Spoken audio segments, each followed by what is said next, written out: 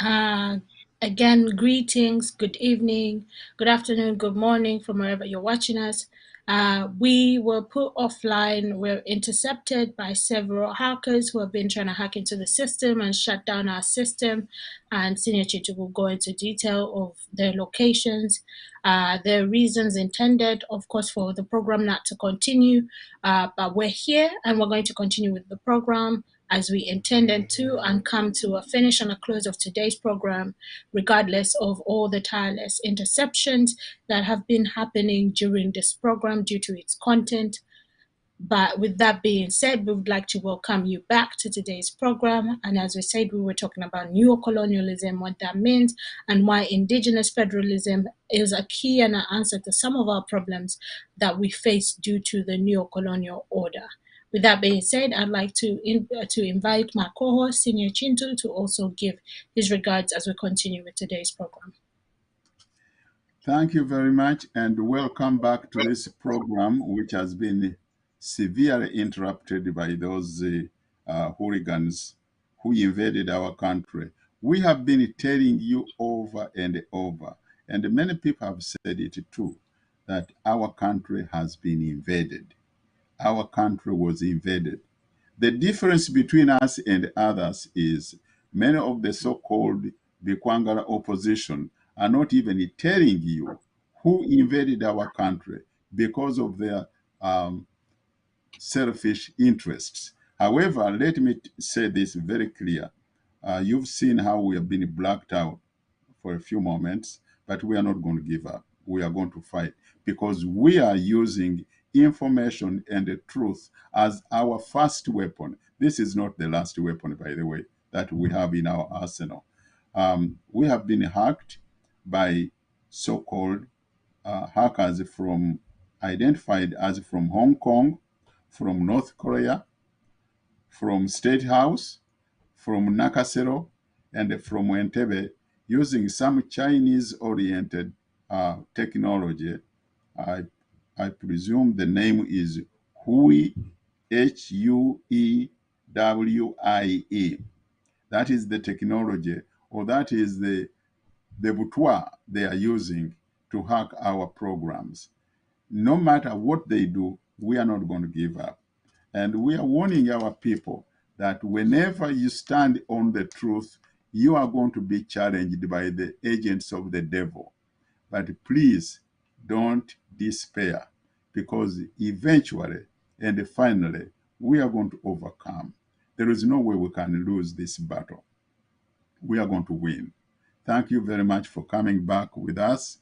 And let's continue exposing these exploiters and the devils that have taken over our countries. With that being said, I would like the producer to do two things for us. When we come back from the videos, to please put the studio line number on the screen, as we then welcome you to start thinking of questions, comments that you would like to contribute to today's show. Or if you have any questions from last week's show, as we said, we would address those questions this week. Please also include those. We're here to answer any questions or commentary from both shows, but more specifically today's show. We would like to ask the producer to please play the two videos back to back as we enter the discussion on Africom and Africom's placement on the African continent and what that means for African countries. Chairman, you hit it right on there. The term that is being used, over the horizon, which merely means that you're taking troops out of the area and conducting your activity from another country. And that's something that I disagreed with in the previous administration. The last administration pulled nearly all of the 200 troops that we had in Somalia out. And that was the previous administration. I disagreed with that at that time. And I really think that we were right in disagreeing with that. History has shown that it doesn't work as well from an adjoining country as it does from the country where the activity is. So I'd ask the General Townsend, I know you're going to be able to do this and we'll continue to do it, but doesn't an over-the-horizon counterterrorism strategy in Somalia make your job harder? General Townsend. Ranking Member, I would agree with General McKenzie's characterization. It makes it more difficult. It doesn't make it impossible. Yeah, well, I understand that, and I'd say the same thing, and I know that General McKenzie has already expressed, yeah, it makes it more difficult, but it doesn't make it impossible, because you guys are soldiers, and you have a duty to do, and you'll do it. Now, General McKenzie, are you concerned that we won't be able to secure and maintain the U.S. Embassy? Tell me if all this happens as it is designed to happen in Afghanistan, what will be our situation with the embassy? Sir, I believe it is our desire to retain an embassy presence in Afghanistan. You got to protect them, right? So we do, and of course, secure them. sir, we do. Of course, protection of an embassy is the responsibility of the host nation. Most of our embassies around the world have very little military presence there because the host nation lives up to their obligations. It is a matter of very much great concern to me, and I think everyone, whether or not the future government of Afghanistan is going to be able to do that after we leave. That'll be determined here over the next few weeks as we begin our drawdown and we evaluate the security platform that is there. Will you be able to make that determination as the drawdown is occurring? My concern is if we get to the point where we don't have that help, we would be depending on another country to do what we always do on our own, and that is defend and secure the embassies. That concerns you? Ranking Member, it does concern me, but I would say if we have concerns about the physical security of the embassy, the United States will take whatever measures are necessary to ensure the safety of our diplomats. So we will do that based on the security situation as it exists on the ground in Kabul. And I would hope that you'd anticipate that if there are going to be problems, if there's signs of problems as the drawdown continues, that you'd be on top of that, and I'm sure you will be. In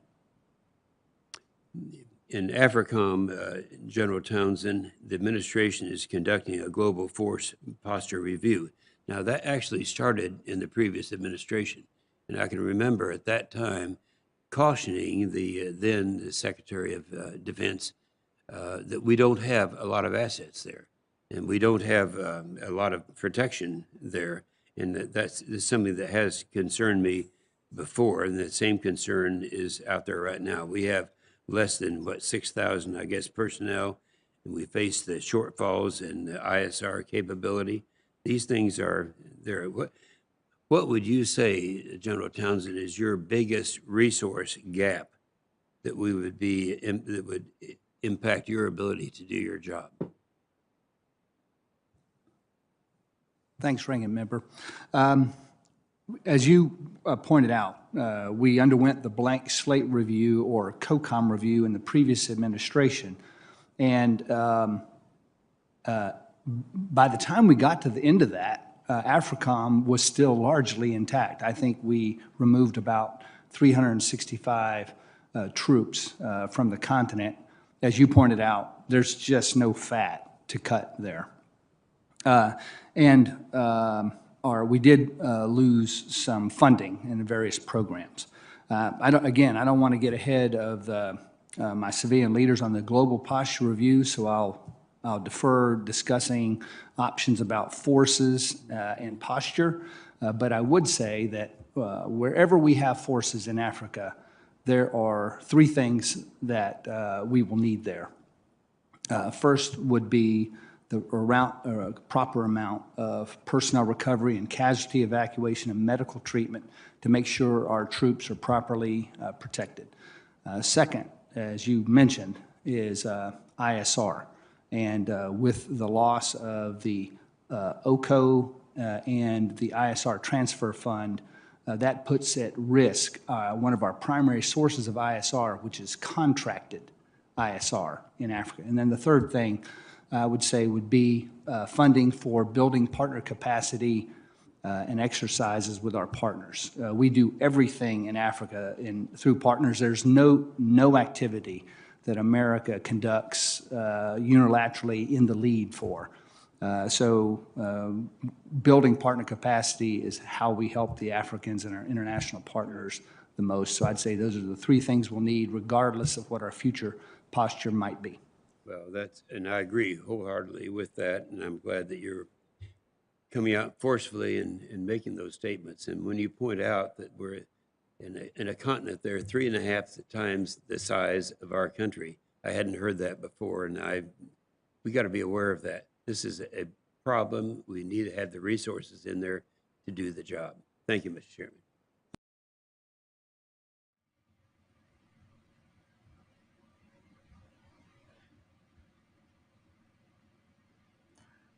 Ah, I would like to ask if the producer can please play the last clip for today as well. And then we'll come back and discuss both of them as a whole. This is part of the commander strategy for Africom, part of the mill-to-mill engagements, but it's also about NCO development. What we want to see is the African countries really build their NCO corps so their militaries can get the best out of their enlisted force as well.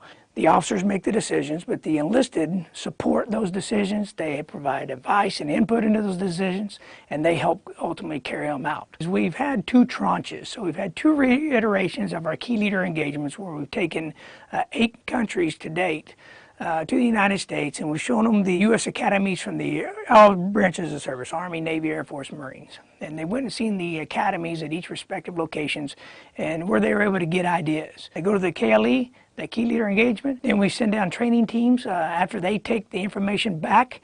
So it's not a U.S. problem. This is African solutions to African issues.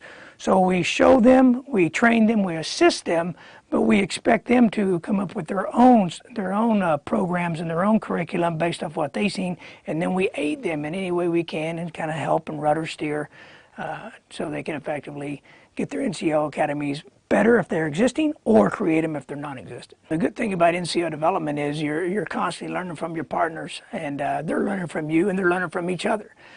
Which is kind of part of our African Senior Enlisted Leader Conference series, which is our conference that we try to hold annually. This coming July 2021, Senegal has agreed to host the first ever African Senior Enlisted Leader Conference on the continent. Our relationship with our partners is our most valuable thing to us here in Africa. It allows us or facilitates everything that we need to do on the continent.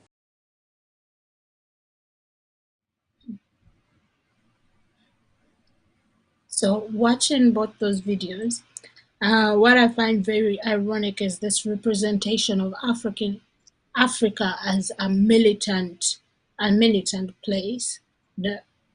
Because who are we up in war against that we need all this military guidance?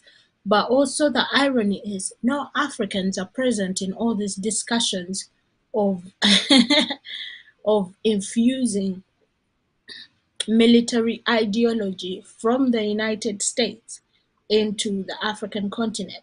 And the biggest question is, who are these partners that they keep talking about, that they remain partners to? Who are the partners in the building of Africom, and what are their interests in the African continent? And with that, when we narrow that down, we can reduce their partners to a few countries' leaders, and Museveni happens to be one of their biggest partners. So then we're not surprised where what's it called? SFCS, where they get their weapons, where they get their training, who is supporting them financially. And these are the same people who in November killed an unrecorded number of people because they dared to stand against the government. So I think for our audience members, we can start to see how this works. What American military or militancy means for the African continent. But with my piece space, I'd like to invite you, Senior Kintu, to please, because I think that with your knowledge and experience, you have a way of deciphering this information and making it as clear as possible as it can be to our audience members in understanding the reasons behind instilling an Africom, why Africom was instilled, what role Africom plays, and who are some of the African leaders in the Great Lakes region. I only focus on the Great Lakes region today, who are playing a huge role in the continuation of making sure that Africom and its partnership continues. And is supporting their presidencies or their regimes as we stand today. Well, thank you very much for those videos and your explanation. There is a saying that the more things change, the more they remain the same. Mm. This man has told you that the entire continent of Africa is a few times larger than the United States. And the man has Mm. said that we have 6,000 US troops on the continent, although in the previous regime they were able to pull out, I think he said 300 something. Anyway, let's put it around the figure, 400. And he said there isn't that much fat or that much pork to cut. So we can't afford to cut the presence of American troops on the continent, much less than what we already have, because what we have is very little. However, he has emphasized we are going to depend, or we are depending upon building partners' capacity to uphold our idea. And they said they are training African partners, African countries, African military forces. And you are right to bring in SFC. This is absolutely one of them, so that they can do our bid. Now, as a person who has been looking at things from both micro and macro point of view, and also from the historical perspective, I want to remind our listeners, because, you have already said it many times. Here on UNN this is a university. We are training you. We are educating you to defend yourselves and your countries. And if you don't want to pick up this free information, that's your problem. But our job is going to be to educate you. Britain ruled India for 300 years. But Britain ruled Uganda for only 60 years. All right? The difference in years, it doesn't matter. How did the tiny little island like Britain manage to rule India for 300 years? What the British did is exactly what this man is talking about. They went into India and they groomed a number of Indians to worship the British, to adopt the British idea, to obey the British orders, and to subjugate, suppress, and contain their own people for the benefit of the British. And they did that for 300 years until the Indians organized the National Congress, which was led by Gandhi, as you remember. Is it Gandhi? Whatever his name is. Yeah. Anyway, the National Congress woke up the Indian mind to understand that we are being fooled by our own people who are working as agents of the colonizers, oppressors, and the thieves. Then they gained independence.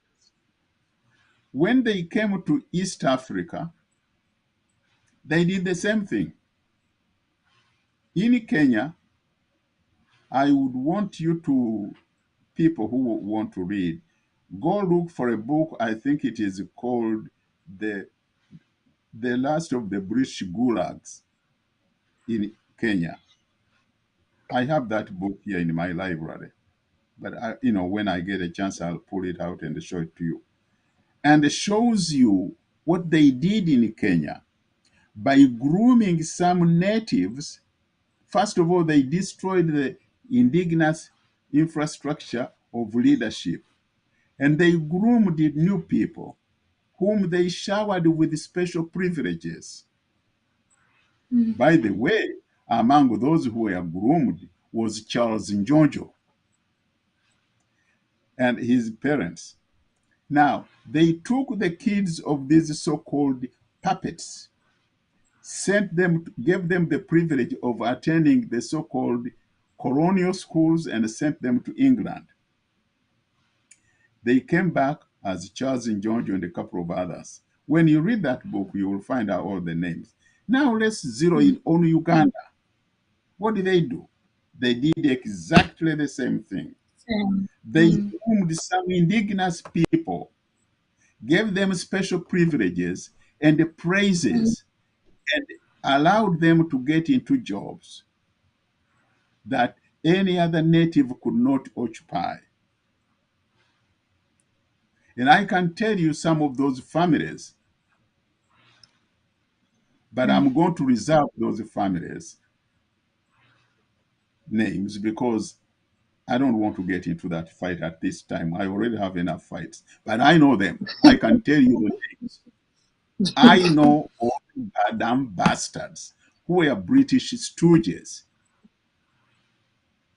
In the late 50s, some of those family members were even elevated to the level of being ministers in the colonial governor's government. 4 major families. Another family was given special privileges. Another family was elevated when he knew nothing. He was not even a university graduate, was elevated to the level of being Secretary of the Treasury for one purpose, to sign on whatever has been put at his desk and send the money to England. In other words, officially allowing the pipeline of stealing our resources out of our country to Britain. And by the way, that man is still alive and now lives in England in exile. He's protected because he was their stooges. He was one of their stooges. If someone would provoke me more, I can make a list of those families that I know who were puppets of Muzungu to screw our countries. Now, that was the way the Europeans did it. The French did exactly the same thing. The Belgians did exactly the same thing. And the Portuguese were even much more open. Whoever had been groomed to be their puppet, they called them assimilados. And they gave them even Portuguese names. They were forced to abandon their native names. Like Kintu would have become De Souza. And then, but what the Portuguese did, the French even did better on that. In Portuguese, they call it Estas Domado, which means they wash your brains and they take out everything that was original and they plant a new set of thinking. That's what they call Estas Domado in Portuguese. Now, with the American imperialism is much more typical cowboy imperialism. They come with a gun. I mentioned to you, maybe I said this or I didn't say it before. When we gained independence, we had what they call the ASPAW program. The ASPAW program was, I think the word is African students in American universities. They brought hundreds of young African smart kids into American universities.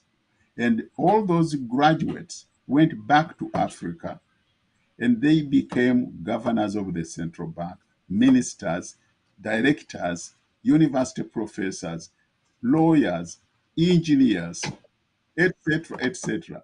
And I believe our wonderful professor here, Professor Gukina, was one of those products because he came on those scholarships to America. And look what he is now. If he didn't come on that program, he could be some little fisherman out there in Isese Islands. We had so many others who came here and studied under those programs. When this American imperialism crystallized, they realized that is not going to help them. It was helping Africa. They destroyed that program. Then they brought in what they call the IMET program.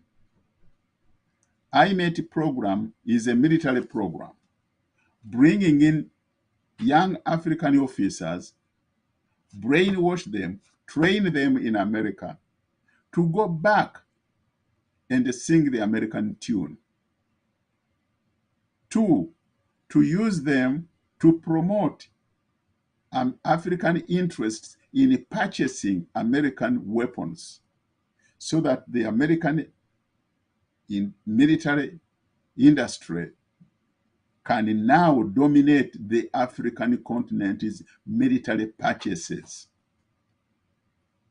I don't think they have scored very highly on that because most of the African countries are not buying American military equipment. They are buying the other way. However, these people played a good game. They turned around and became commissioner agents. For many years, they were using Kayiira as the center of military equipment supply for their entire continent of Africa. But they were buying Chinese and Russian weapons. They buy them cheap over there, they sell them to the Africans, and then they make a profit. So, if you remember, during the Tanzania War that liberated Uganda to overthrow Idi Amin, how many guns and how many bullets they were buying. I spoke to one of the officials during those days that the cost of the bullets which were used during that war, I think was put at $5 a bullet. Now, anybody can think of how many millions of bullets were used. Let's just look at bullets. Don't look at the Katyushas and the LMGs and all the other big guns. Let's look at the bullets for the AK-47s. I can bet you each bullet may have been bought for less than $1 from the manufacturers in China or in Russia. But they were selling it for $5. Who is making a kill? It is the merchant who was standing out. By the way, this is how Khashoggi became a billionaire. This because he was an American assigned commissioner agent for selling weapons. In other words, they were hiding behind Khashoggi of Saudi Arabia, who was working for the Americans. And if anything goes wrong, you cannot say, Mr. Wilson from Pennsylvania is the one responsible for that. No, it is Khashoggi who would be caught in the trap. So the IMET program, which has brought people like Kagame to America, which has brought so many killers to America to train them in military tactics and also in the tactics of suppressing and killing indigenous people, were brought to America and were trained under this IMET program. SFC officials, I do not want to use statistics wrongly, but I can almost bet you without making a mistake that 90% of the SFC officials were trained in America under the IMET program. Those trainees are the ones who are now serving, some of those who are now serving in the M23, which is killing millions of Congolese people. IMET program is responsible for training many officials, military officials of Kagame, who are now working hand in hand with the M23, killing Congolese people. IMET program is responsible for training many of these killer groups that have been organized by Kagame and Museveni in the Great Lakes region. And this, by the way, all of these, M23, Kagame's troops, UPDF, they are all working with that UN force. MONUSCO, I think that's the term they use, who are now killing the Congolese people, pretending that they are there to kill or to dispel ADF, which is part of them anyway. So you better start learning what is happening in our region. We have to wake up and start looking at what this Africom is doing. It has been said over and over that the greatest mistake Africans have made is to allow Africom on our African soil. There is no purpose why our fathers and grandfathers fought for independence if we are going to dish it out free to these imperial forces. It is going to be very expensive to get rid of this foreign inclusion in our continent. Thank you so much, Senior Kintu, for that. And I think that puts things into what's the word in English? You know, sometimes English disappears. Perspective. It put things into perspective. You know, a while back, people used to ask, "Oh, why are these are Africans killing Africans?" But I think now we can start to understand why certain Africans have no problem or no issue whatsoever unleashing violence onto fellow Africans for the purposes of clearing such places or spaces for their masters when they've been sent in to do the job. I remember most of us were like, there was a time where you would see a lot of clips and people were pleading to these military forces or these police forces that had sprayed bullets, live bullets into crowds of people, asking the question, "Gwe torimu na Uganda?" You know, like torimu na Uganda. But we must start to now understand that these are people who have been incepted with ideology to defend the interests of a foreigner that doesn't even live on our soil or have any indigeneity claim to our lands. And with that being said, I hope that we're starting to see how and why these things happen, and would now like to invite the audience to please send through your questions, your comments, or any concerns that you might have to our studio number, which is on the screen. We will be coming back from this short break to answer to any questions, concerns, or commentary that you might have from today's show. We'll be right back after the break, and the studio line is on the screen as well.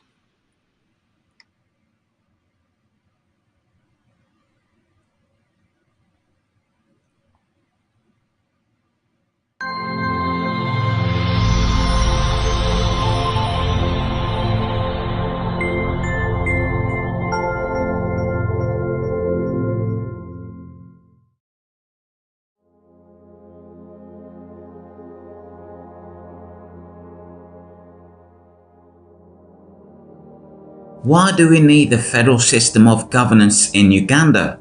And what is federalism? Federal is a system of governance. It's not about getting rid of the central government. It's not about party politics. It's not about multi-partisan or absence of it. It's not about religious differences. It's not about tribalism. It is not for the benefit of Buganda alone. It's not about monarchism. It's not about land or dispossessing people from land. It is not about supremacy of one region over another or others. It's about helping the central government to provide services more efficiently and provide more effective development to the people. It's about sharing power and responsibilities between the central government and regional governments.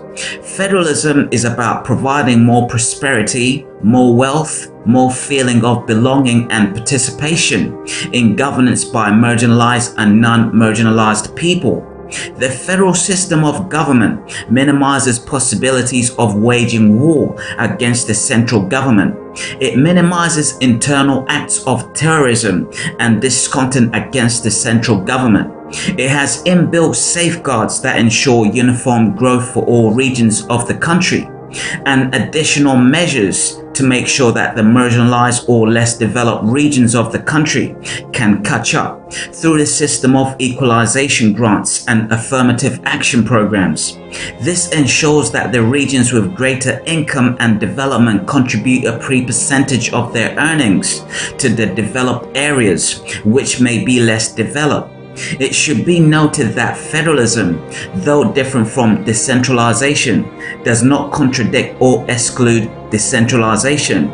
The two systems can and should coexist and complement each other at the regional level. Advocating federal does not mean or seek to get rid of decentralization from regional tier, nor does it mean getting rid of district MPs, LC leaders, or other regional government officials. To learn more about federalism, register and join UFCC at www.ufcc.uk.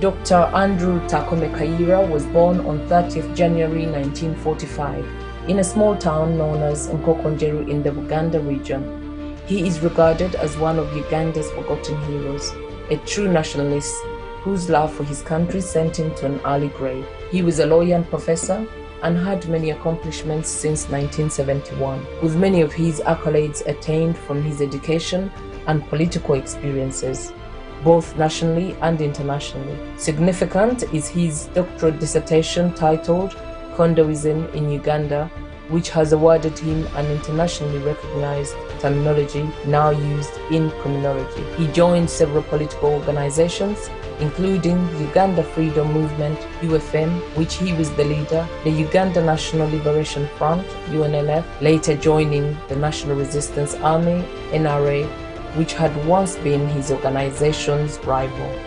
Dr. Kayiira is regarded as one of Uganda's forgotten heroes, a true nationalist whose love for his country led to his premature death.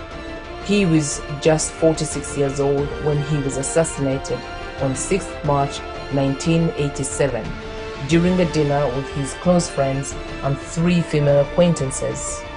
His killers have never been brought to justice.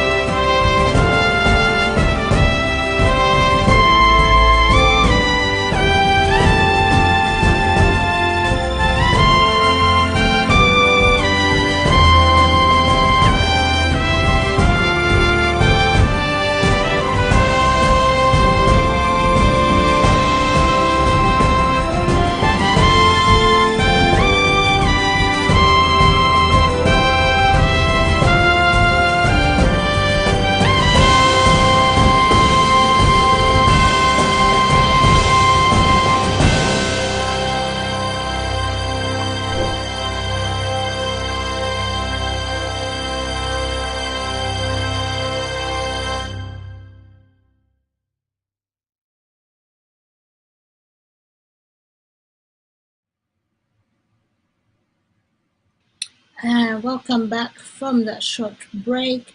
Again, you've been with us here on the Tower at UNN, and we've been discussing neocolonialism, American militancy, Africom, and how that manifests itself in our nations, our countries, and why we need to know this in order to better organize ourselves, to liberate ourselves from this other form of colonialism that has taken shape amongst African leadership, the installation of puppets, coups that are supported by the imperialist powers to remain dominating and extracting and exploiting resources out of our countries. We're now ready to answer to any questions, calls, or commentaries from members in our audience. Feel free to send some to the studio line. But that being said, we will start with a few that we have received, and then you could continue to send your messages through the studio line number. And Senior Kintu is here with us. He can respond to them, and then we will continue from there. So hopefully, with that being said, we're going to start with answering or listening to some of our audience members' messages. And the first one, this is from Alan from the US. I'll go ahead and play that first. I may not get a chance to, hello, Senior Kintu. Nemwanyi naffe nze ekibuuzo kinyala okubuuza concern yange eri concern eyokuba si kibuuzo ti mukulu Kintu alina okumanya nti kyemmanyi nti amanyi capitalist capitalist mafia cartel abali mabega wa project NRA. I'm very sure amanyi balina amaanyi kubanga balina resources. In fact nze Museveni talina maanyi nedda, but abamuli emabega be balina amaanyi. Kitegeeza nti gwe alwanisa Museveni ne minions be oba ba lieutenants oba deputy be olina okuba nga onoonya abantu abalina obusobozi obwenkanankana n'abo abawagira Museveni oba okusingawo oba okugezaako, kubanga they can frustrate your work in process bw'oba naddala nga toyina abakusupportinga. So kitegeeza mukulu era I'm very impressed. In fact nsanyuse bwe ndabye nga is capable of tracing hackers ne sources zaabwe ne wabasinzidde. I think that's a plus. So I think to tame the NRA system occupation, we should not tire. Nera senior ne team yonna omulangira Kimbugwe, ne bannyinaffe. I think we appreciate your endless efforts to educate people, because it starts with education. Emancipating the mind of the oppressed to realize their situation. And the majority of the oppressed in Uganda, if not all, they lack knowledge. They lack information. So what you're doing is a very credible job, and I'm one of those that are really appreciative. Tunaddamu olala nze Alan Kitonsa, loving.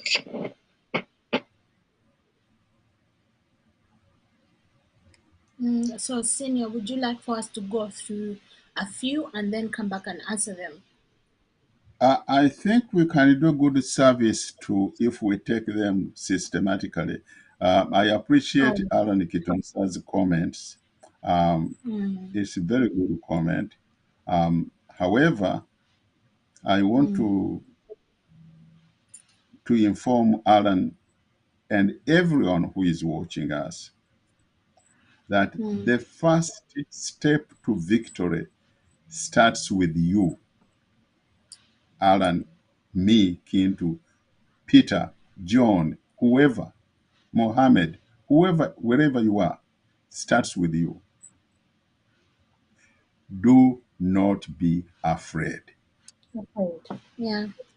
Do not start with that. Do not be afraid.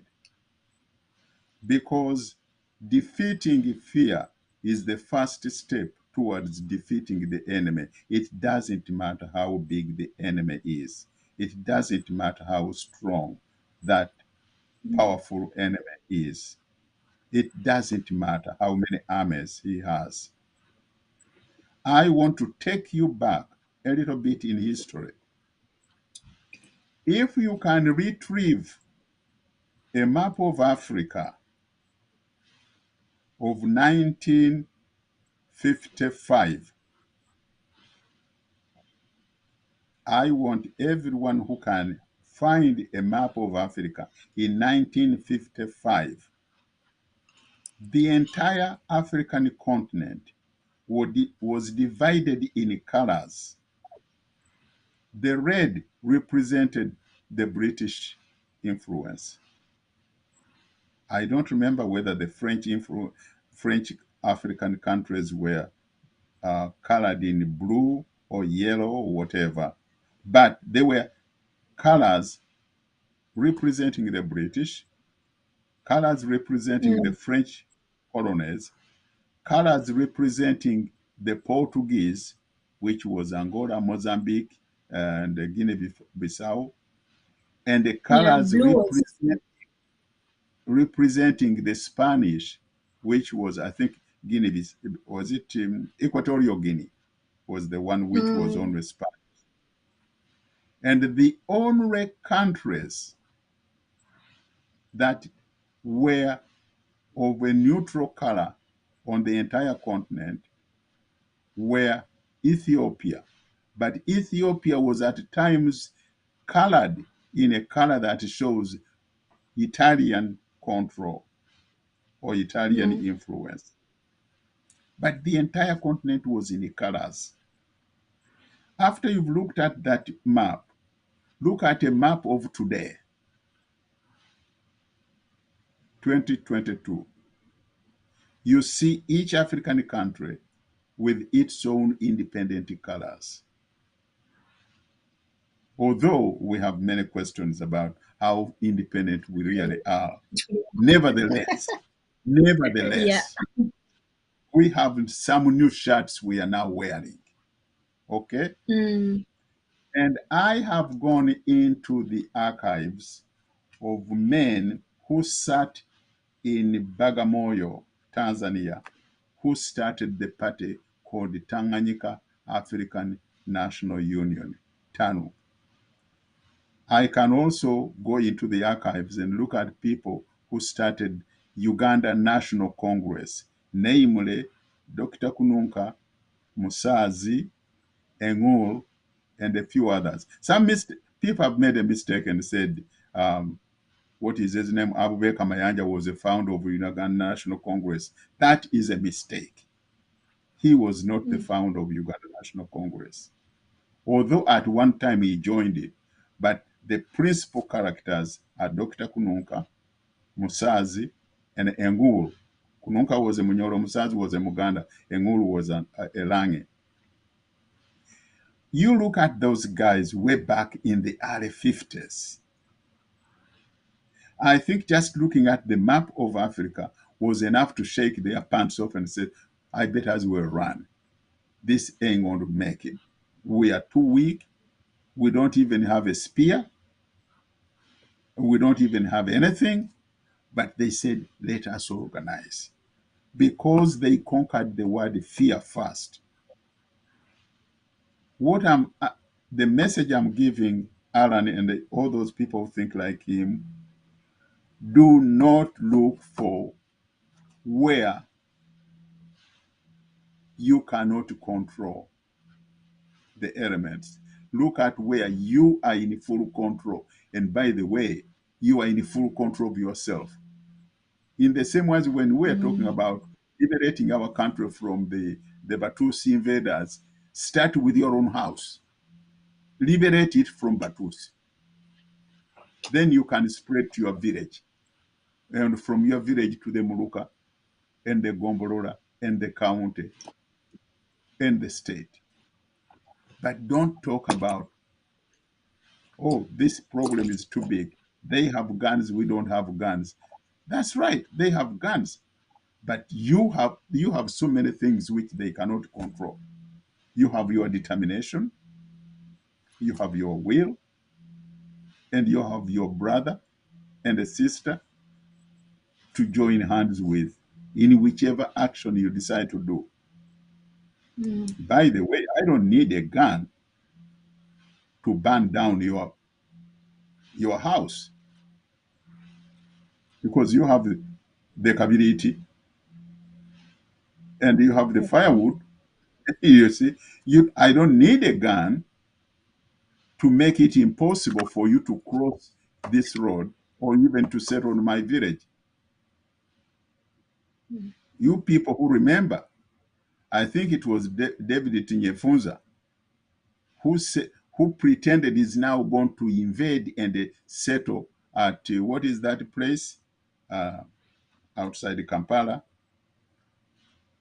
and the natives there, they made sure he cannot stay in this village. Chebando, I think it's called Chebando. They chased him out.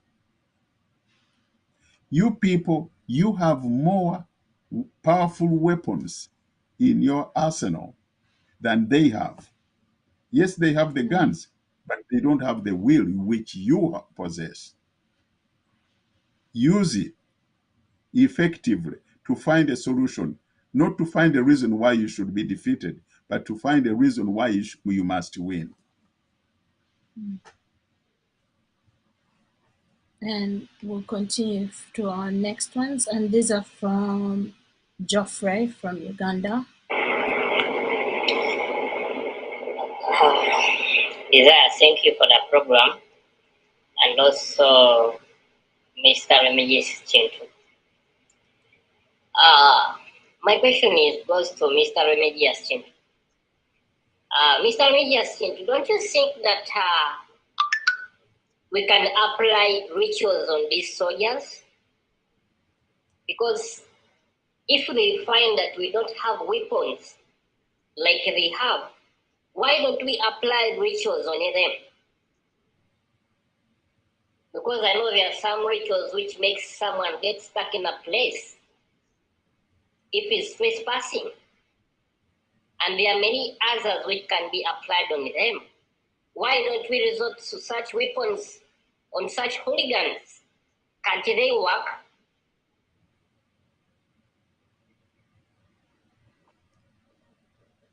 Even these white men, I think we have to apply some rituals on them.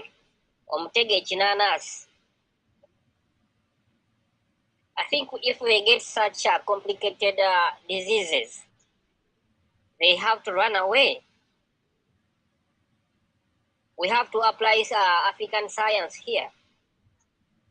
How do you see that? However much we may need guns to organize up, but we need to do it African way to deal with these bloodsuckers.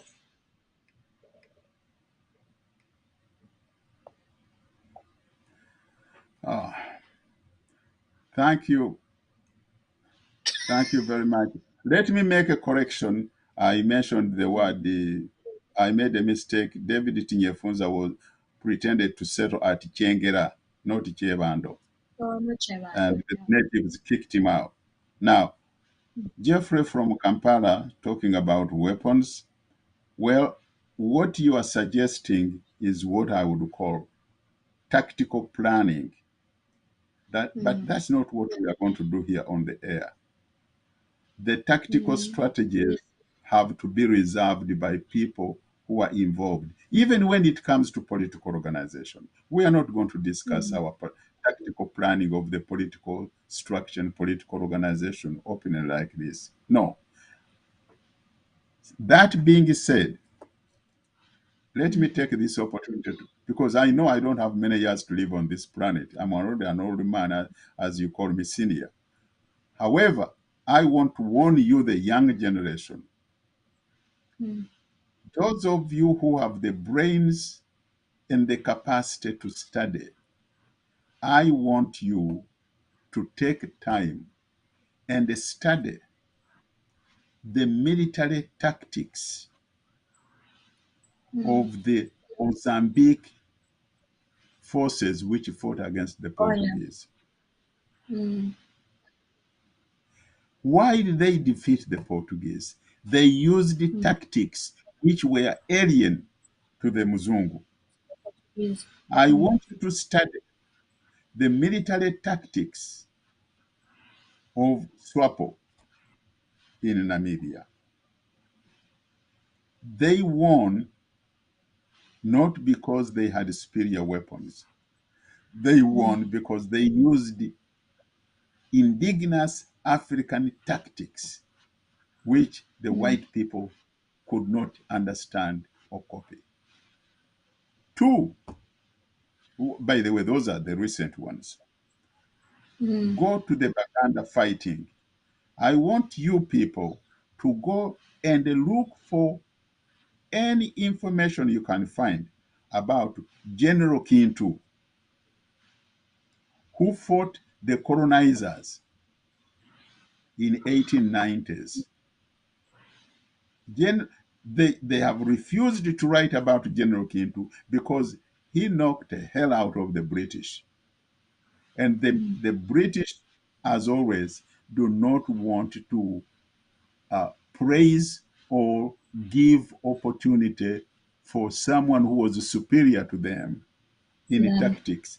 Go look for the go and talk to the elders or wherever way you can find this information. Find out about that General Kintu, whom the British feared so much, who knocked the hell out of them.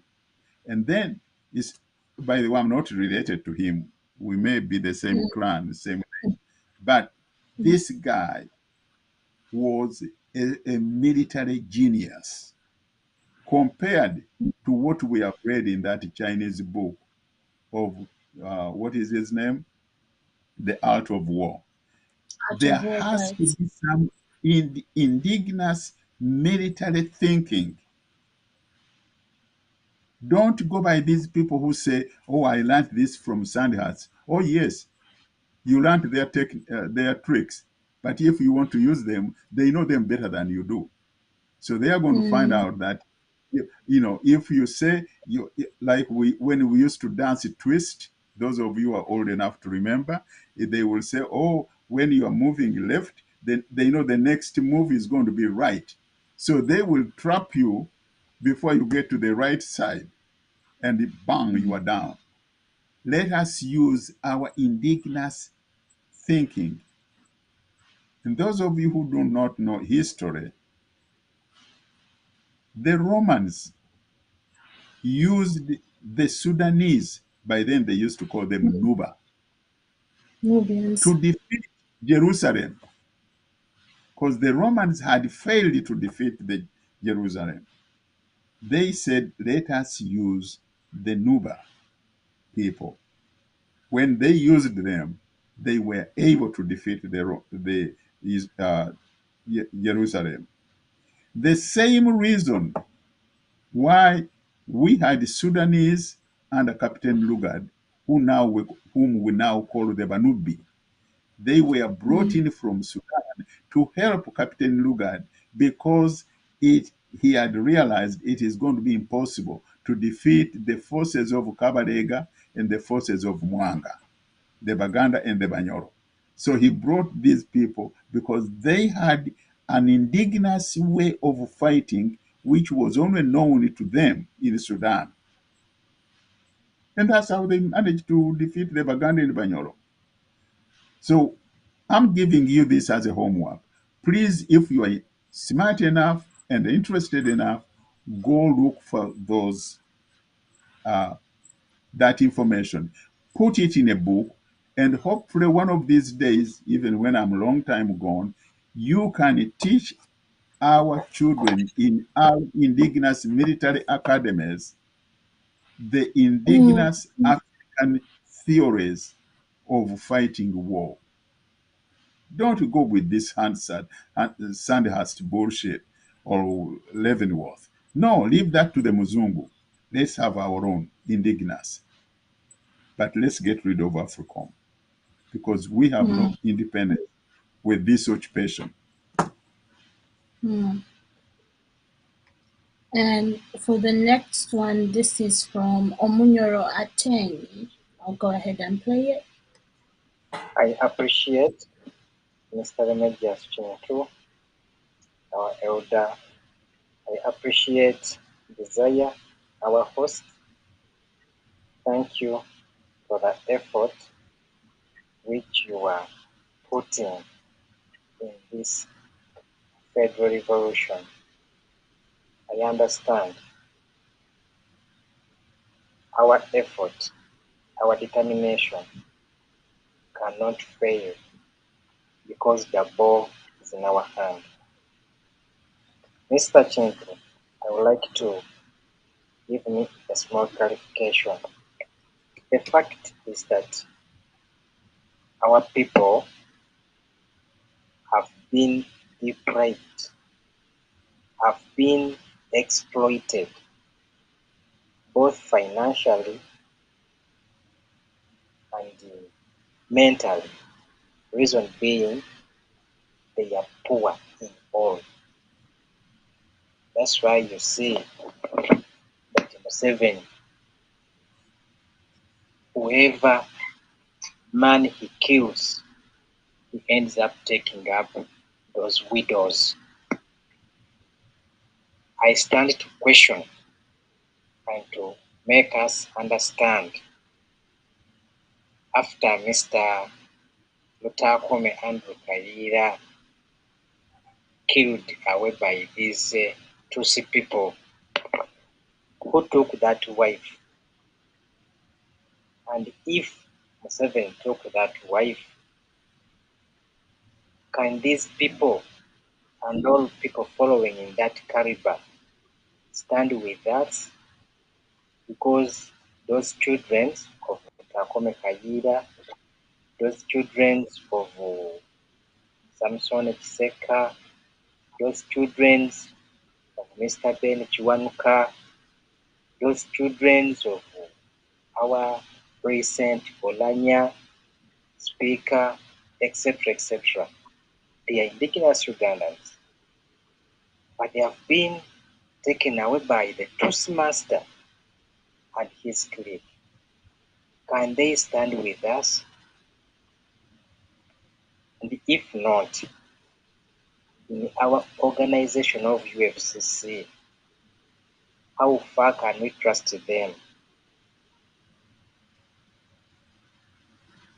I will be very grateful when I'm answered or getting a response from you, Mr. Kintu, our senior analyst. Greetings to all people from the nation states of Uganda. Lastly, Mr. Kintu, request you kindly through your technical desk and all the people on the board, we continue fighting to our kings, because now it's coming to almost 80 years when the king of Rwenzululu is under custody. And the other kings, but I understand if we can use the UNN platform or the channels, this government is in fear. Can free those kings. Nyawomunyora federal, federal, federal. Abanyoro federal. Request you.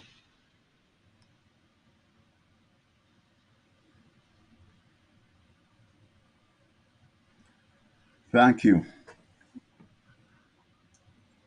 Yes, you are absolutely correct that our people are exploited in many ways because we are poor. I want you to underline the word we are poor. But where is our poverty? Is it because I don't have $100 in my pocket? Or is it because I don't have 100 cows in my kraal? Or I don't have 100 acres of land that I call my own with the title on them. No, that's not the poverty. That's not my definition of poverty. I may not have 100 cows or $100 or 100 acres, but I am not poor. My wealth is in my mind. If my mind is free, independent, sovereign, thinking and thinking clearly, I am rich.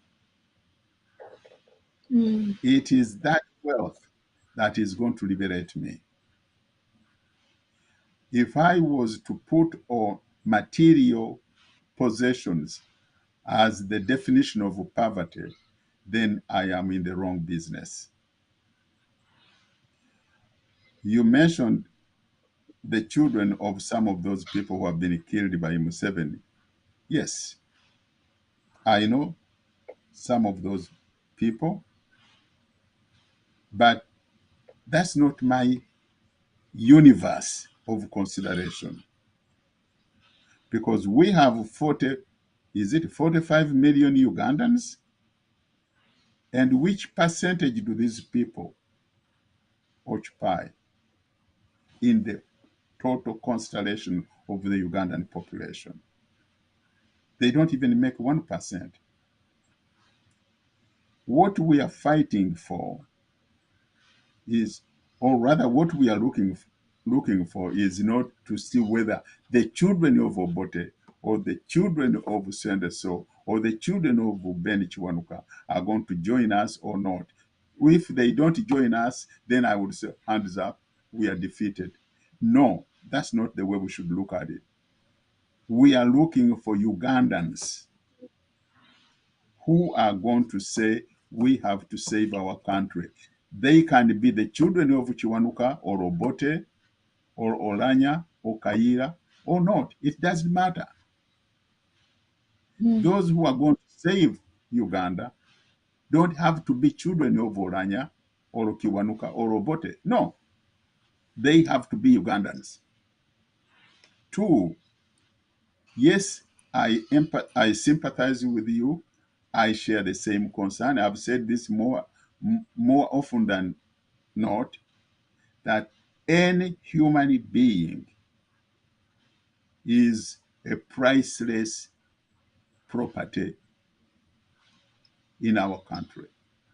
I honor and I respect. I cry when I see a person being killed in Karamoja, even though I am not a Karamojong. I feel very sad and depressed and sleepless when I see the king of Bakonjo being treated the way he is treated. And I'm not going to put down my guns simply because I have to focus on that one individual. No, I'm focusing on the country. Because once the country is liberated from these two occupiers, then there is no point to discuss about the problem of the king of Bakonjo, or the people of Karamoja, or the king of Uganda looking the way he is looking. We don't have to. That's not even a topic to talk about. Okay? Let us focus on liberating Uganda. And once we, let me put it much more dramatically. If we actually kick out these Nyarwandas from Uganda today, and we say every political prisoner in Ketalia is free, and Luzira is free, and then the king of Bakonjo can be given a ride back to his place because the Nyarwandas are gone. So let us not be misguided by narrow interests. Let us look at the larger picture.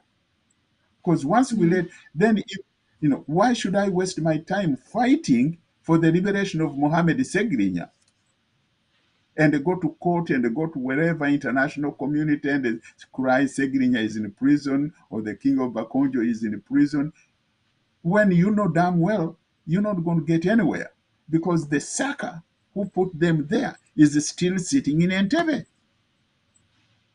But if I used my own stones and sticks and spears and a shield and arrows and kicked the bastard out of Entebbe, then there is no point going to the UN crying for the liberation of the king of Bakonjo or the king of Buganda. No, that goes without saying.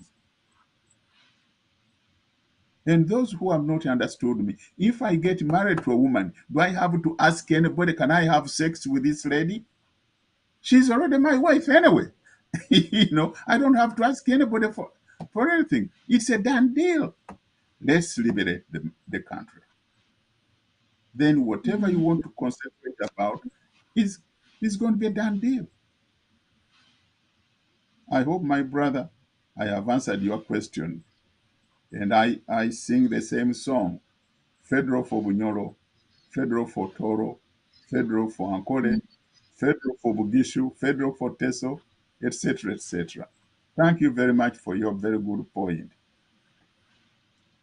And for our next one, this is from Zabi.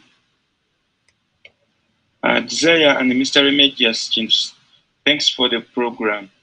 I would want to ask Mr. Kintu, what should Africans do to get rid of the Africom from the African soil? Because it is becoming a problem to Africans. So what should Africans do to get rid of that force of the Africom?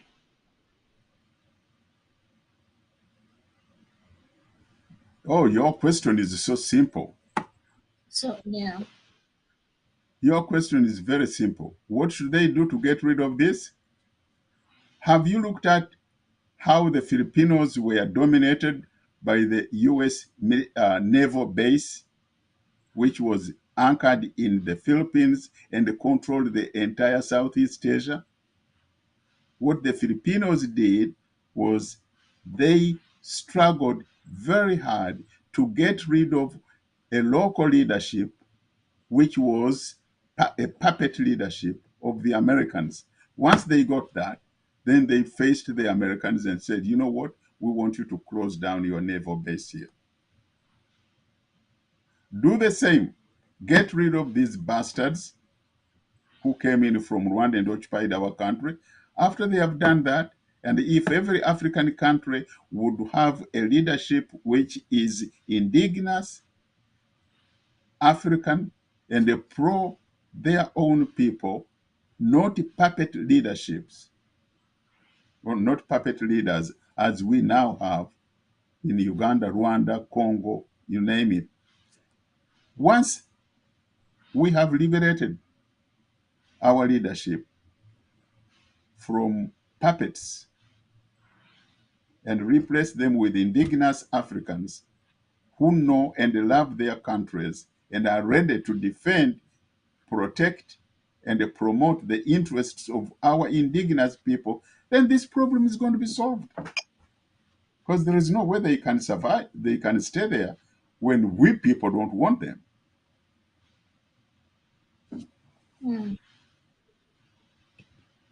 And also, there's always campaigns still happening now to kick Africom off of the African continent. And to what you said, Senior Kintu, the moment our regime changes, we can kick Africom out of Uganda. And if Africom's out of Uganda, that means Africom's out of Somalia as well. Precisely. And for the next one, this is from Brother Malek from the UK. I'll go ahead and play this one. Hi, Desire. How are you? And thanks for hosting today's show. I'm bringing Senior Kintu. Yeah, I think we've discussed this before, and neocolonialism has been extended. And you all remember the man himself, John Perkins. I emailed him, and then he sent me the documentary, which was aired on UNN, I think, like a few months ago. He's been involved in so many CIA assignments in Latin America and also Africa. Now, when we look at these problems, they themselves, I just want to go a little bit deeper today. when you look at America as a country, as it's, you know, it's like a corporate state, then you have the Kakamigas of the Americans. But who are these people, if I could? And these are very powerful individuals. And if I was to be specific, these are the Jewish who control banks in America. Once they control the money, they dictate the policies in the United States. Because you have the Federal Reserve and then you have the Treasury. So they use these institutions to hold America accountable to its own will, to ensure that they send these leaders, the puppets that you see. So even with America as a country, there's no such thing as democracy, because you have the demo Republicans. Whoever funds their campaign is the one who's in control of these leaders, whether it's Obama's, you know, the Bidens, you know, like Donald Trump, and anyone that who comes in pretty much. So if I was to be more specific, in America you have that small clique of the versions of the Kakamigas, but in America, you know, like these are the Jewish who control most powerful institutions in America, and they dictate the prices with these other organizations like the IMF, the World Bank, and the SAP, structural adjustment programs that have been imposed on Africans' growth for so many years. This is not something new. And there are so many other things that I discovered that's been going on, you know, like, of course, you know, they've been sponsoring, you know, like a lot of these criminals, you know, and giving them training to prepare them to overthrow democratic elected governments in these regions in South America. I mean, because when we look at Venezuela, very good example, a country with the biggest oil reserves, you know, they've been trying to replace, you know, the government of Hugo Chavez, and then now you have Maduro, who came in recently, but they've been trying to impose with the puppet there, I think is John Crido. John Crido. So thanks for hosting the show. You take care. Bye.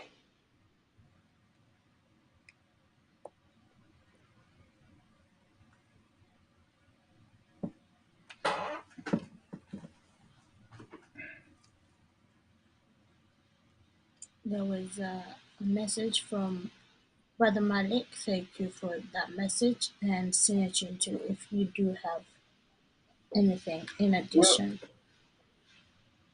I agree with Brother Malik's analysis of the economic situation. I can't add much on it, but one thing I can say, yes, that is true. The financial power is very much in the hands of what he has just described. I would want to recommend anybody, if you can find this book, let me see if you can see. Yeah, it says Other People's Money and How the Bankers Use It by Louis Brandeis. It's a small book. It's not very big. It is. It should be at least 90 years old, maybe 70 or 90 years old. I don't remember. I can find out when it was first published. However, it tells you a lot about the financial structure in the United States.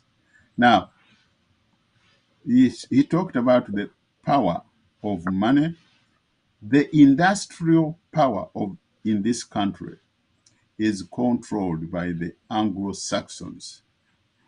We cannot deviate from that. The Anglo-Saxons control most of the big businesses in this country.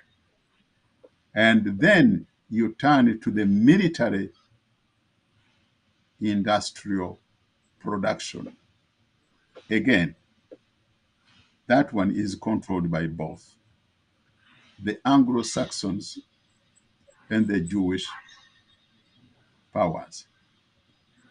Now, when you look at all those forces, they control the country. They control what they now call the international community.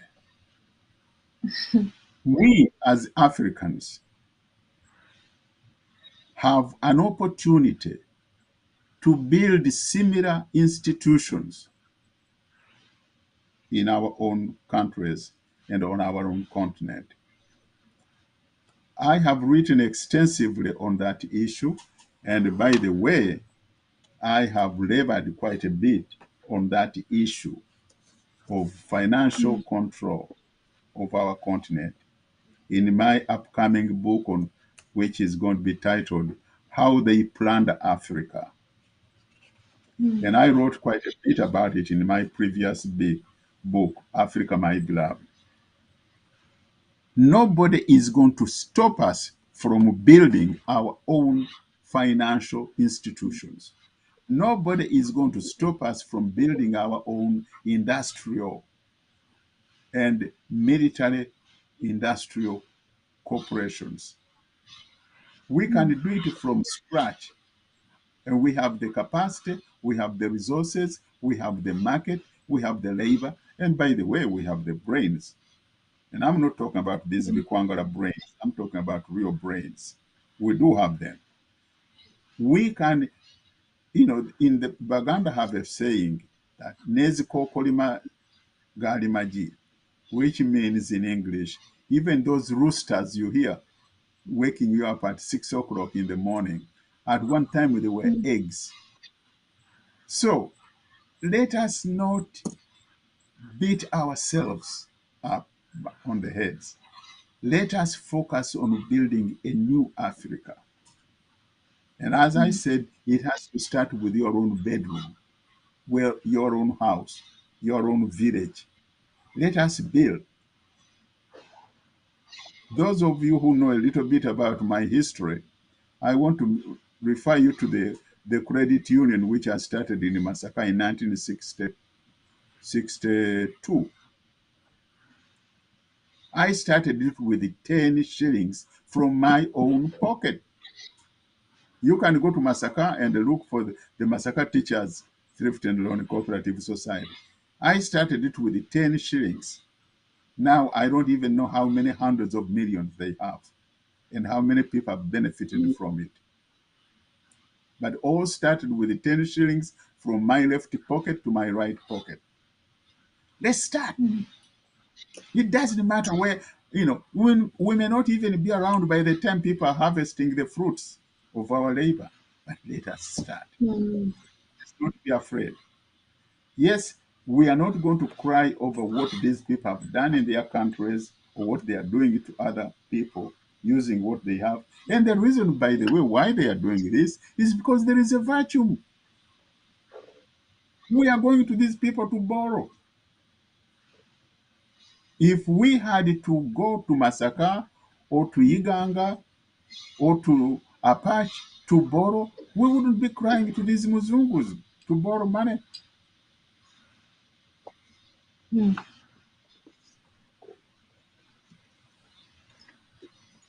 And for our next message, this one's coming from Mama Onye, and she writes, "Solution to Africa's suffering: make up your mind and read Africa, Cradle of Civilization, and you will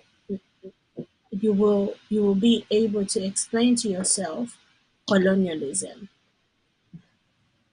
And that one was just a comment.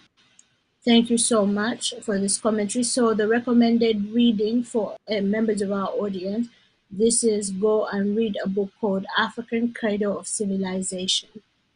And this recommendation is coming from Mama Comfort Onye. Please make sure to write down the name and get the book.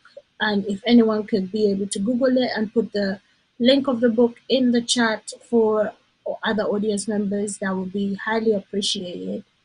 And then for our next listener, Senior Kintu, this one's coming from Samuel.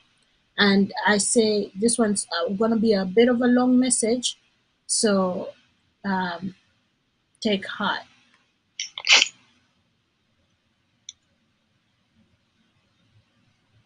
Good evening, gentlemen, ladies and gentlemen, our fellow Ugandans.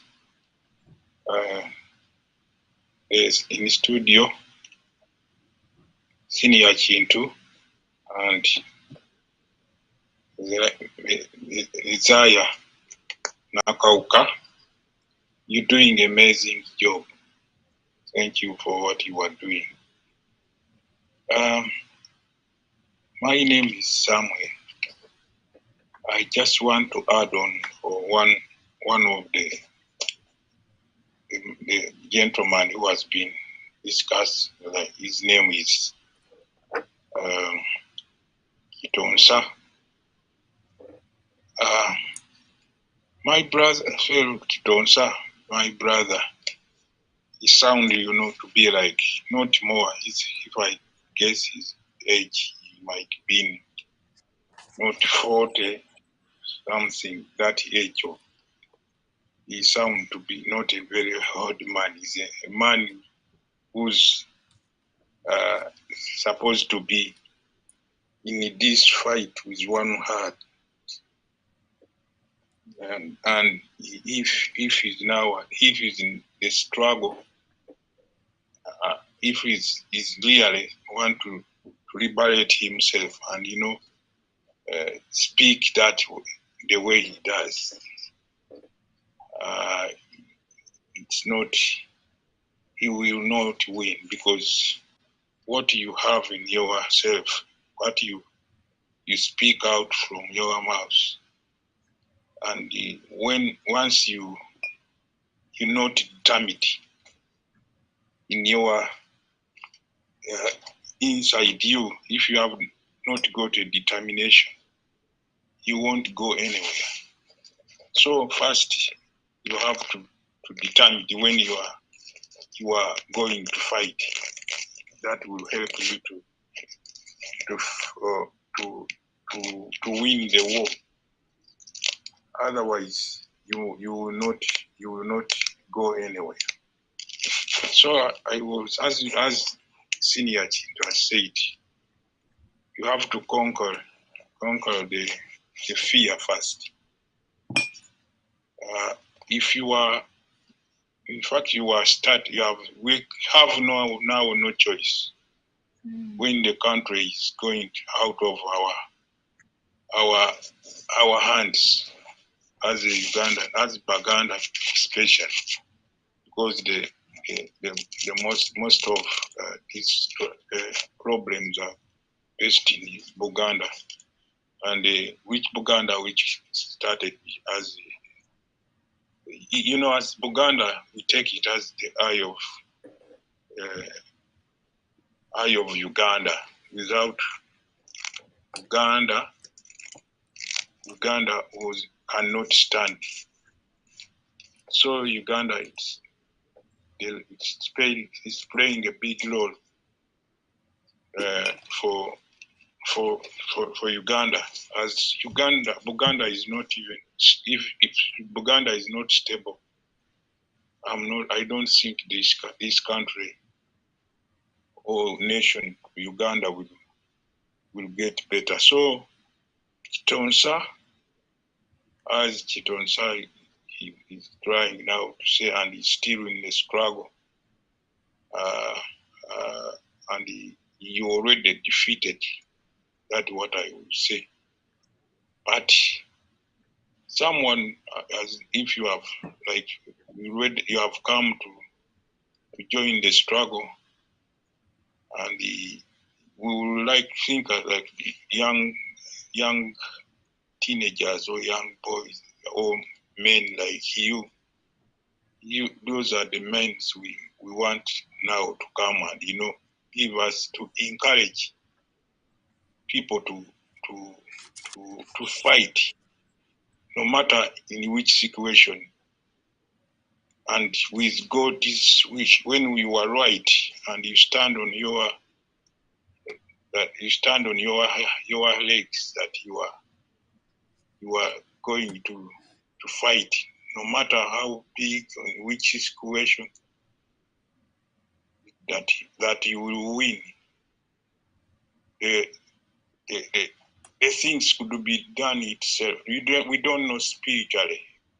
Things sometimes turn to on our side, and the way you've been viewing your war, how it's going to be, and sometimes God make a way where you don't even expect.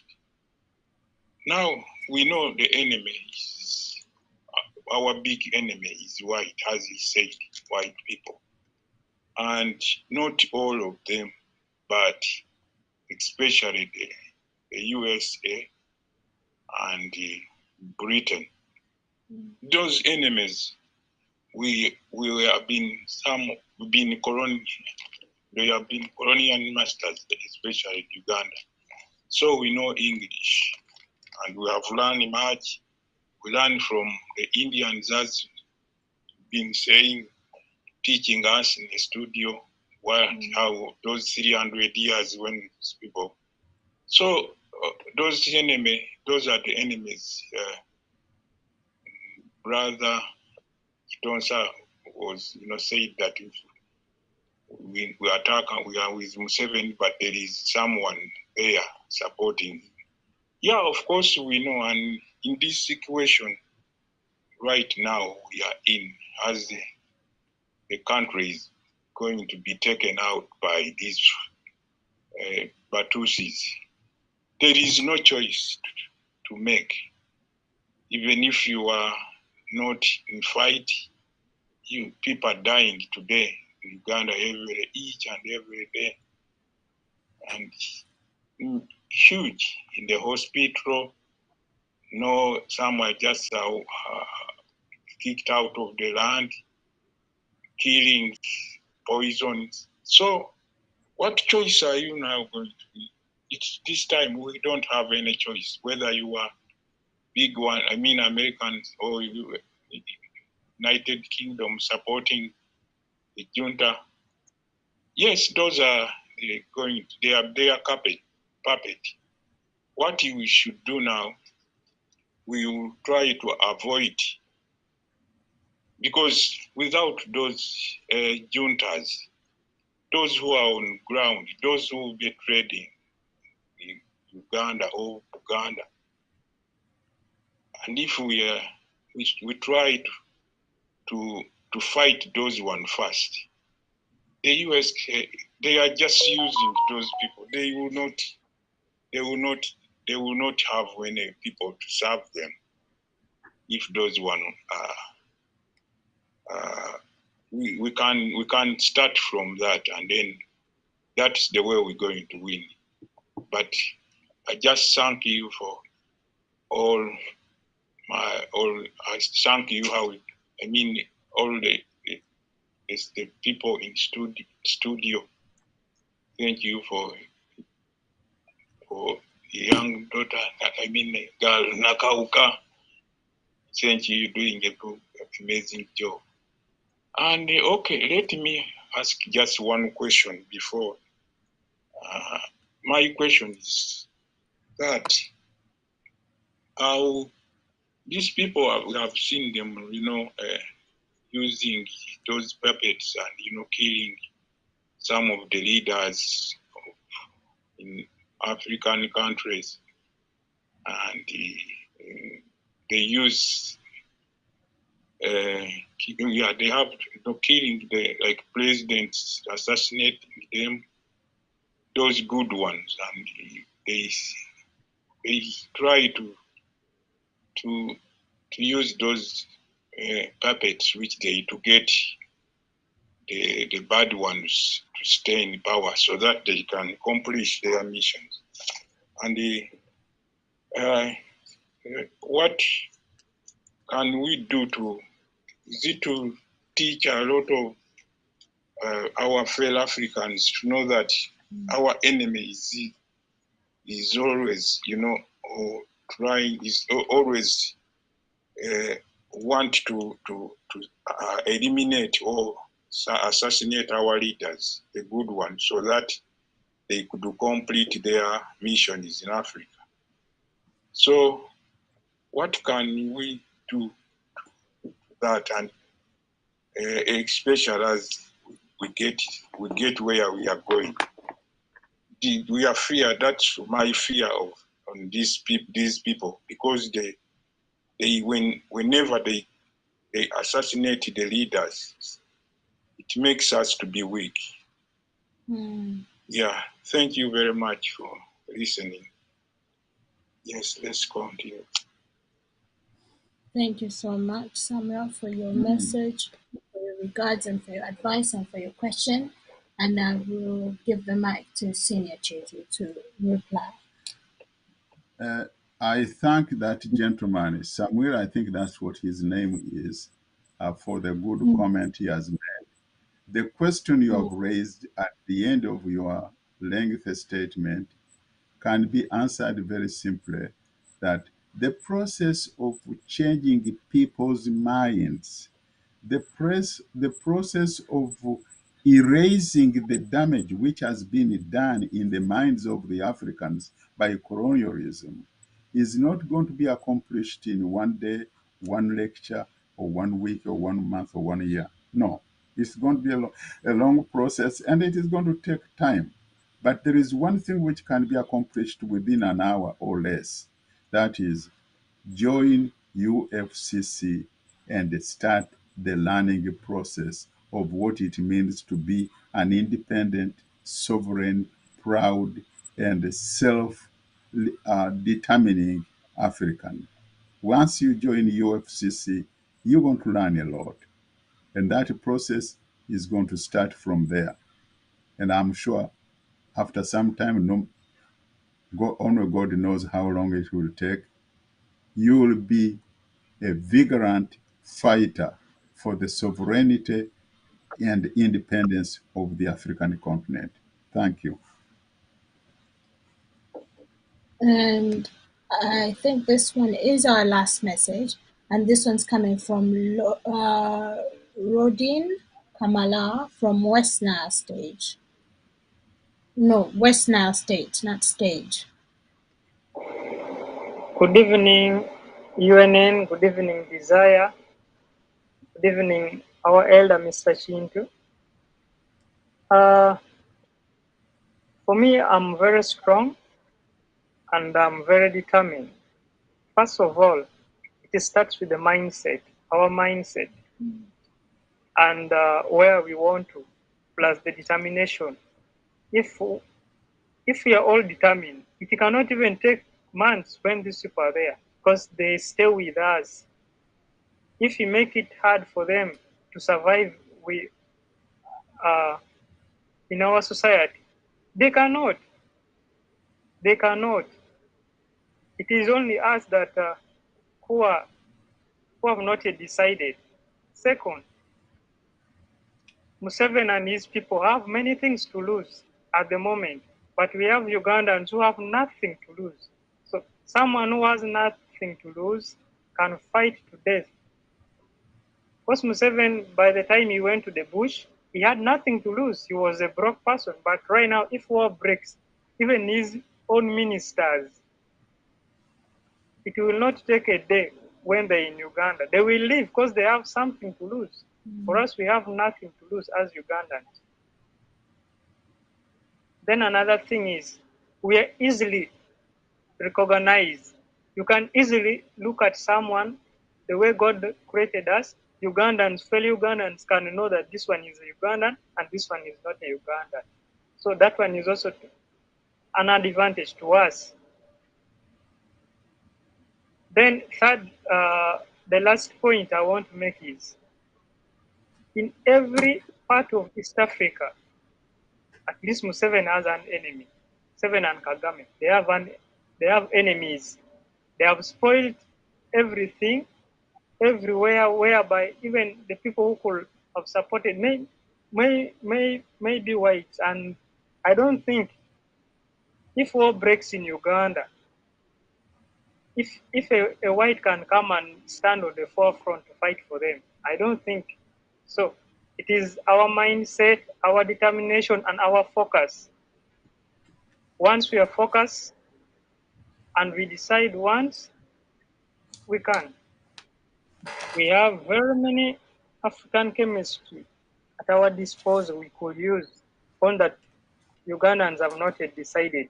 But if Ugandans decide, because these people stay in communities where we are, not all of them stay in State House, not all of them are escorted.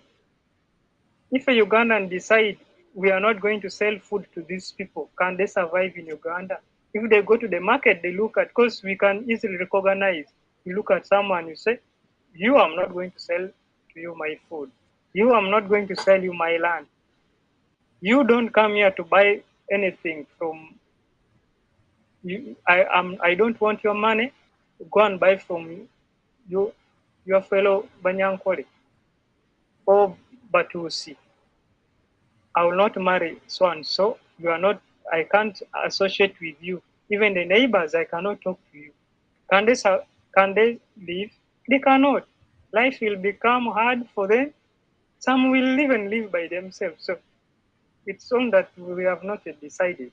But once we decide, we might not even need any weapon as such. Thanks for the show, and God bless you all. Thank you for your message. This is from Rodin Kamala from Western State.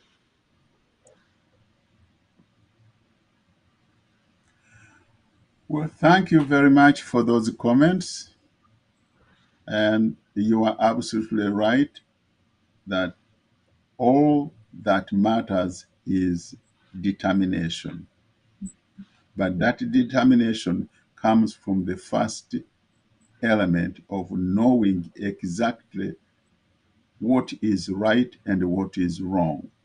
We still have many people in Uganda who are becoming scarecrows, or I don't even think of another word to use, that they really are suffocating many, many people from thinking right.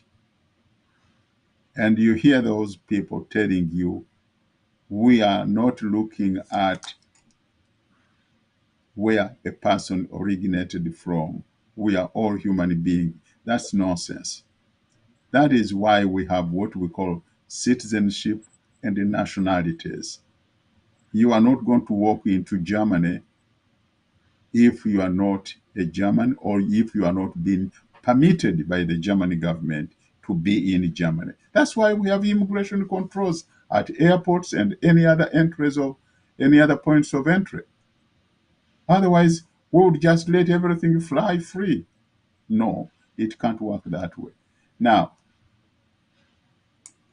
we, the indigenous people of East Africa, we all have claim on specific zones, if I could borrow that terminology. A Mukamba has a zone in the East African area where he says, we Bakamba live or originate from Machakos. A Luo can say, Kisumu is our base. A Munyoro can say, Hoima Masindi is my base. But any people who cannot honestly and rightly claim a particular area as their indigenous home base, then those people are foreigners. And we have to treat them with dignity as foreigners. And they have to accept the fact that they are foreigners in this area. And they should be at the mercy and under the laws of those who are indigenous people of that particular area. For me, I'm a Muganda. If I went to Arua, I have to accept living under the rules and the laws of the Lugbaras of Arua. I'm not going to tell them that I think this is the way things should be run. No, because that's not my home territory. And by the way, if I do anything bad and they do not want me to stay there any longer, I should not even put up a fight. I would just say, okay, let me leave, go back to my Masaka area, because that's where I can claim to be a native. If they don't want me here, I'll go back to Masaka. And if anybody thinks that he's going to fight because he thinks he must stay here at any cost, then that person is a criminal, is a thief. Now, we know these people who have occupied Uganda. They are murderers, they are thieves, they are criminals of every crime under the sun. They are the ones who have poisoned our people. Those of you who are over 50 years, I have a question for you. Did we have problems of people being chased off their land during the Obote's regime or the Idi Amin's regime? Did we have a problem of people being poisoned during Amin's regime or Obote's regime? Did we lose thousands of people at the hands of soldiers during the Obote's regime and Amin's regime? You are going to find that the answer to all those questions is no. How come all these crimes are now in full bloom under the regime of these Batusis who took over our country? If we now give an answer to that question, then you don't have to look any further. What should we do? You know, these people, as I said, they have no claim on any territory whatsoever in the entire East African region. They know that they are criminals, they are thieves, they are murderers, they are liars, and they are the ones who are administering poison on our people.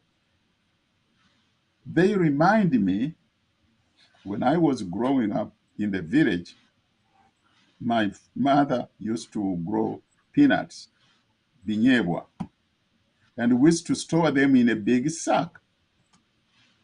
But oftentimes, because we didn't have a very good storage, oftentimes our peanuts used to be invaded by rats.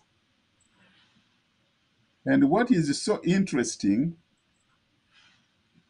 you could tiptoe into the room where we had stored the bags of peanuts or ground nuts. If you came with a flashlight and you turn on the light, you don't have to go to the Olympics to see the 100 liter, the way those rats would run away, because they knew they were wrong. They knew they are stealing our ground nuts. They knew they are guilty of the crime, and they know that we are going to hit them on the head. You Ugandans, what are you doing? Are you sitting there and let your ground nuts be eaten until the whole bag is finished? That's a question to you. Thank you so much, Senior Kintu, for answering all these questions, all these comments, being patient with all the interruptions, interceptions, in order for us to finish this program for today. And as usual, bringing your experience, your knowledge in the topic we have handled today. With that being said, that was our last message that we will be taking for today's show. So I would like to invite you to give your salutations, but I think we have received another message, so I will quickly go through it. Hi, Desire and Senior Majors. As ever, excellent work. Thank you. Forgive me if I'm a bit off topic. What's your opinion on my suggestion that the idea of federal system of governance in Uganda might be enhanced if the office of the president is abolished or simply made ceremonial and rotational among the leaders of the indigenous 15 federal states? A possible catalyst to our goal, a possible catalyst to our goal. And with that, alongside that, they sent a voice note, which I'll go ahead and play.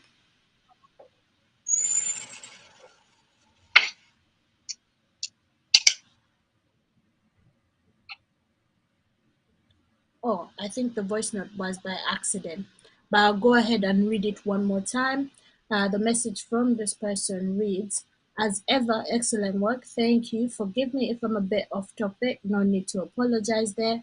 What's your opinion of my suggestion that the idea of federal system of governance in Uganda might be enhanced if the office of the president is abolished or simply made ceremonial and rotational among the leaders of the indigenous 15 federal states, a possible catalyst to our goal?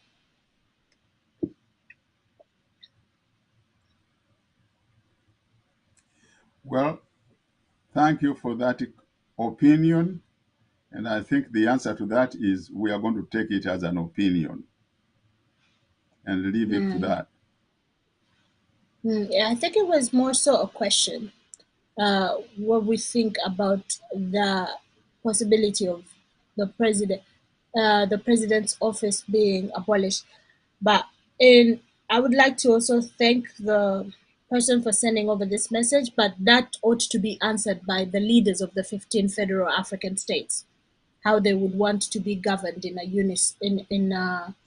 in a in a what is it called when they Federal. agree, yeah, in a federal union. I was looking for the word union, in a federal union. So we cannot answer that question, but the future holds the answer to that question and how possible that is, depending on how the local leaders of each state elected by their people would then move forward to handle a federacy. So I think that's the only opinion we can give to complement this one. But with that being said, Senior Chintu, we are heading towards the end of our program today. So I'd like to invite you to bid farewell to members in our audience. And I will do the same as well right after you. But thank you for being here today and for being patient, persevering, and getting to the end of this program, really. Thank you very much, Desire. This has been a very rough day. We have been intercepted several times by the enemies of truth. However, much as Yeah. they have tried that, I want to tell them very, very categorically, they have not won, because there is no way you can enter into our determination to fight for our country, to defend our people, and to promote our intrinsic interests of Ugandans and Africans in the Great Lakes region. For that, I would advise you either you go to the beach and have a good time and enjoy the beach, but don't waste your time messing with us, because you are not going to defeat us. Thank you very much, ladies and gentlemen, for listening to us. I wish you good luck, and I hope that you've learned something you didn't know before. And from that point of view, you are going to be much more successful fighters for the liberation of our country from the hands of the Tutsi invaders. Thank you and a good night. Thank you so much, Senior Chintu. I also would like to thank members of our audience for being patient, persevering, and staying with us from where this program started to where we are at now. And for people who are going to watch the program later, it's going to be cut into different bits and pieces due to all the interceptions that we had to deal with. But I'm glad that we got to the end of this program. Before we go, the producer is going to go ahead. Many of you were requesting from Prince Jim Page the significant dates that he had once brought in one of his previous programs. So the producer is going to go ahead and play a video elaborating those dates so that you can take notes, mark them down, and carry out your prayers or whatever activities or rituals you want to do on those specific days. But the producer will play that clip at the end of this program. But with that being said, I wish you all peace of mind, health, serenity, and also life, so that we can get to meet again, not only in the next program, but also in our envisioned nation to be. But with that being said, a good evening, a good morning, and a good afternoon to anyone that's watching. Until we meet again next Sunday at the Tower UNN, I've been your host, Desire, and that will be it from us today. I want to thank our producer as well and the UNN team for persevering with us today with what we had to go through. A good evening.